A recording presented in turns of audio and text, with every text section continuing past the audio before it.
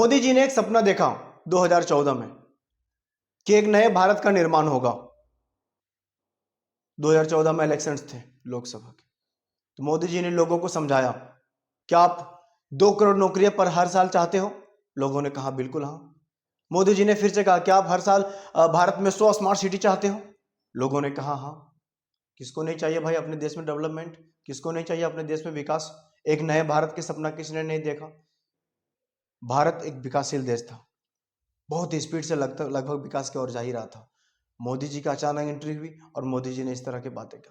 लोगों को एक उम्मीद हुई कि भारत अब और स्पीड से विकास होगा और विश्व गुरु बन जाएगा। मोदी जी ने कहा, जी हाँ, हम बनाएंगे भारत को विश्व गुरु। समय बीतता गया, मोदी जी लोगों के साथ वादे पर वादा करते चले गए। एक वक्त आया जब इलेक्शन के रिजल्ट आया और मोदी जी जीत चुके थे। भारत को एक नया प्रधानमंत्री मिला। माननीय श्री नरेंद्र मोदी भारत के अगले प्रधानमंत्री होंगे। इस खबर को सुनकर लोगों में खुशी थी। पूरे भारतवर्ष ने जश्न मनाया कि आज भारत को एक नया प्रधानमंत्री मिला, जो लोगों को दुख सुख को समझते हुए भारत एक अलग नया भारत का निर्माण करेगा, जो एक खुशहाल भारत का निर्माण करेगा, जिसका ये नारा था कि बदलाव चाहते हो तो मोदी को चुनो, अच्छे दिन आएंगे। मोदी जी का अच्छे दिन का जो उम्मीद लोगों को दिया उन्होंने, उसी उम्मीद से लोगों ने उन्हें वोट दिया। लेकिन समय बीतता गया, समय बीतता गया, समय बीतता गया, लोगों को ऐसी कुछ चीजें नजर नहीं आई। आज मैं बात करूंगा किसानों की। मोदी जी ने इलेक्शन के टाइम पर यह भी कहा था कि किसानों का जो आय है वो मैं दोगुना कर दूंगा, किसानों का जो मैं लोन है वो मैं माफ कर दूंगा। आज उसी भारत के किसान मर रहे हैं। पिछले वर्ष लगभग 700 किसान मरे किसान आंदोलन में, और इस वर्ष भी आप देख ही रहे हैं कि किस तरह के हालात बने हुए हैं। शंभू बॉर्डर में किसानों का जो नारा था दिल्ली चलो, वो सरकार से बात करना चाहते हैं। वो जानना चाहते हैं कि सरकार उनके हक में फैसले कब लेगी। सरकार से वार्ता करना चाहते हैं, लेकिन हालात ऐसे हैं कि सरकार इतनी डरी हुई है आज कि उनके लिए कील लगाए जा रहे हैं सड़कों में, उनको रोकने के लिए बैरिकेड लगाए जा रहे हैं, गर्म पानी डाला जा रहा है किसानों के ऊपर। और तो और हद तो तब हो गई जब किसानों के लिए ऊपर से ड्रोन से आंसू गैस के गोले छोड़े गए। क्या वो भारतीय नहीं है? क्या वो भारतीय नहीं है? क्या उनके अपने ही देश में ये रवैया सही है? क्या गुनाह है उनका कि वो अपना अधिकार मांग रहे हैं, और वो अधिकार जिस अधिकार को देने का वादा आपने खुद किया। प्रधानमंत्री जी, पूरा भारत वर्ष आप पर एक उम्मीद लगाए बैठा है कि आप भारत के बदलाव के लिए कार्य करेंगे, ना कि सिर्फ पार्टी का प्रचार। तो किसानों का हक में जो फैसले हैं उनको किया जाना चाहिए। आज किसान तड़प रहे हैं। एक पूर्व सैनिक थे जिनका सर फटा था, खून से लथपथ।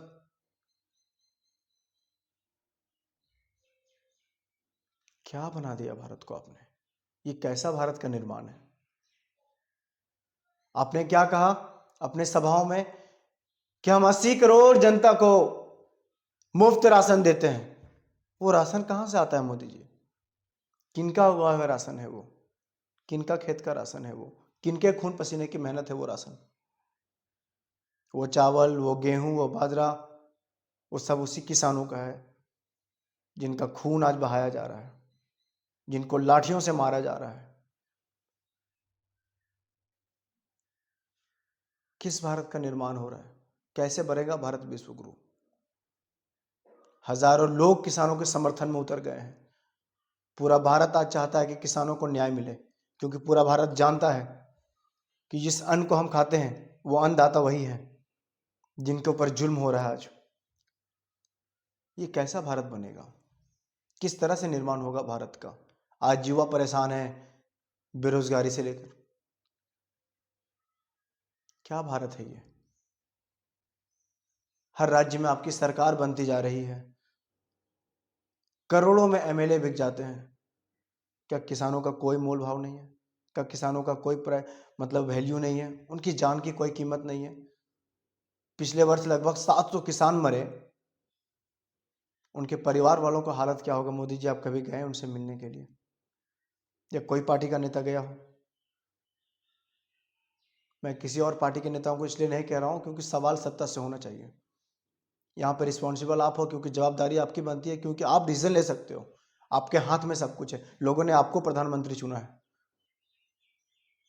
इसलिए किसी दूसरे पार्टी से हम ये बात नहीं कह सकते कि लोगों के दर्द को समझिए मोदी जी, किसान को दर्द को समझिए।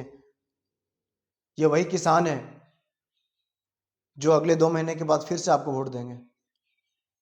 आप उनके पक्ष में फैसले तो लो। ये किसान आपसे मिलना चाहते हैं, आपको अपना दुख सुनाना चाहते हैं, आपसे बातें करना चाहते हैं। अब जाओ तो सही। विराट कोहली का कुत्ता भी बीमार पड़ जाता है तो आप ट्वीट कर देते हो। किसान का जान भी जा रहा है तो आप ट्वीट नहीं करते, एक बात नहीं कहते। ऐसे कैसे होगा भारत विश्व गुरु? क्या इस तरह बजेगा भारत का डंका पूरे विश्व में?